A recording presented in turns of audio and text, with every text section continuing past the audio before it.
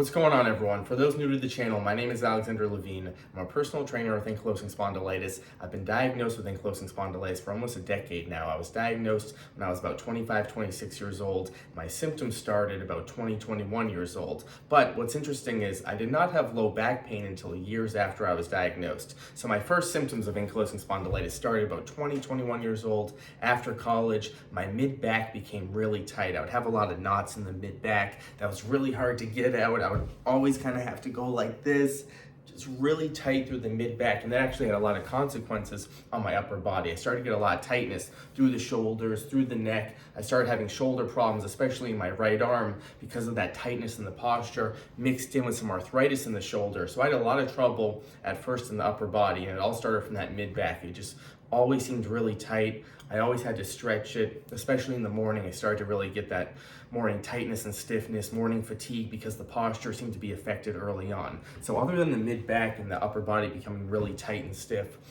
the sciatica is what really plagued me early on. And it came on kind of right away. I never really dealt with sciatica until 20, 21 years old. All of a sudden, one side, one hip would be really tight, really killing me. It would go all the way down the leg, and it would really affect the hamstring. It would affect the calf. I would just get tightness all the way down the leg, be limping around a lot, be hard to kind of press down through the foot. So that sciatica really troubled me early on, and that's when I started to be like, something's going on here. That's when I started to look into physical therapy, look into different doctors to see what was going on. And it was on both sides. So I would get it on one side, and then finally that would go away, then it would hit the other side. Very common with ankylosing spondylitis, the sciatica, the hip pain going from side to side. It would lead me to be out of alignment, limping around a bit. So early on, people were asking me, what's going on? Why are you limping so much?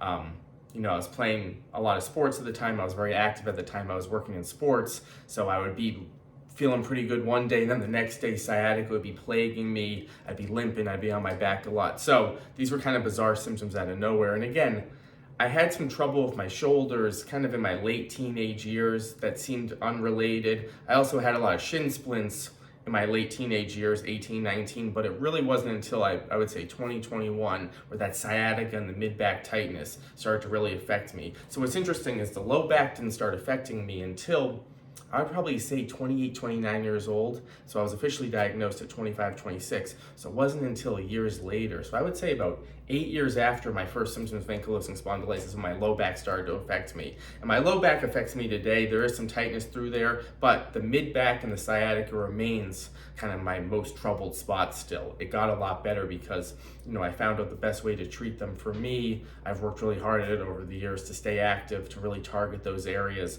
But the low back, which is interesting, didn't start affecting me until years later. So kind of an interesting way to get diagnosed. I wasn't diagnosed until I was 25 because I injured my hip playing soccer. And this was years of me trying to figure out the sciatica, the tightness, and no one had ankylosing spondylitis on their radar. But I got a hip x-ray when I was 26, 25 years old that showed bilateral sacroiliitis in my SI joints. And that's what led down the rabbit hole, HLA-B27 positive, all the symptoms mixed in with that x-ray finally gave me a diagnosis of ankylosing spondylitis, which of course was very surprising at the time, but at the same time I knew that some of these symptoms didn't make sense, so it all kind of made sense when I was officially diagnosed. But without that hip x-ray, who knows how long it would have taken me to get diagnosed. And a lot of people say this with AS, how long it takes them to get diagnosed, 7, 8, 9, 10 years.